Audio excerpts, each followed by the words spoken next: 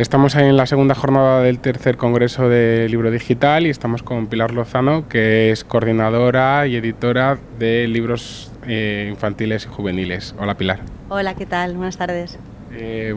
Pilar nos ha expuesto en la mesa redonda un proyecto que se titula Odio el Rosa, que es algo así como infinito, ¿no? Pues es la percepción que yo he tenido. Sí, es una buena percepción. Sí, porque es muy amplio. Queríamos tocar muchos palos distintos, entonces, claro, en el momento de explicarlo es un poco complicado, pero en realidad, una vez que entras en el universo es muy fácil, sabes un poco del punto en el que estás. Pilar utiliza para describir su proyecto términos como mola, es guay, es divertido.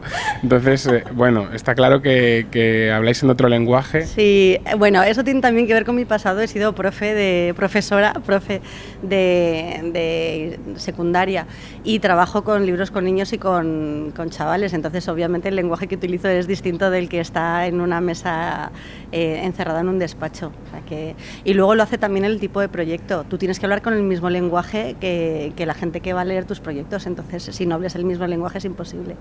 Sale solo, lo siento. ¿Podrías describirnos así un poco realmente cómo está estructurado el proyecto? Creo que habéis mencionado como 3 o 4 partes, ¿no? Sí. Entonces, y habéis utilizado un término que ahora mismo no recuerdo, pero tú me vas a recordar. Se llama transmedia, probablemente. Bueno, es un proyecto que tiene en realidad 5 componentes. El primero son libros en papel, que puedes leer bien en papel, bien en formato ebook, y son 2 trilogías que se complementan entre sí, las tramas están relacionadas, aunque tú puedes leer de forma separada si quieres. Una vez que has pasado por los libros en papel, terminas el libro y cada uno de los libros tiene un elemento físico pegado en la tercera de cubierta, en la portada. Y ese elemento físico es, en resumen, un personaje que sale del libro en papel que te cuenta otra cosa y te dice ayúdame, o si quieres descubrir el misterio, entra en esta web y investiga X cosas. Eso se llama un juego de realidad alternativa. Componente 1, componente 2, esos elementos físicos en papel. Componente 3, un montón de webs y de blogs que hemos creado como si fueran de verdad, pero con los personajes de las novelas. Entonces tú te metes en Google y al mismo nivel de realidad que la página del Ministerio de Educación y Ciencia, tienes el equipo de fútbol donde trabaja uno de los protagonistas de las novelas. Esas novelas a trocitos te van contando otras historias y el lector tiene que ordenar los trocitos e ir descubriendo el misterio, como en los libros de Busca tu propia aventura un poco. Componente 3. Componente 4, qué hacer con todo eso en el padre, un profesor, un bibliotecario que quiere hacer dinamización, animación a la lectura. Un montón de recursos didácticos y de animación a leer y escribir que ponemos a disposición en una página web para que el que quiera se lo descargue y lo utilice donde quiera que esté mediando un proceso de mediación lectora. Y lo último es el componente 5, las redes sociales. Es decir, vamos a compartir lo que hemos hecho, lo que hemos leído.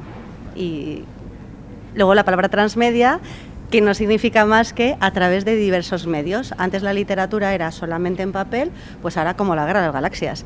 Tú tienes una narración que se te cuenta en un libro o también en una película o puede ser en una pieza musical, lo que sea. Eso significa transmedia, a través de diversos medios.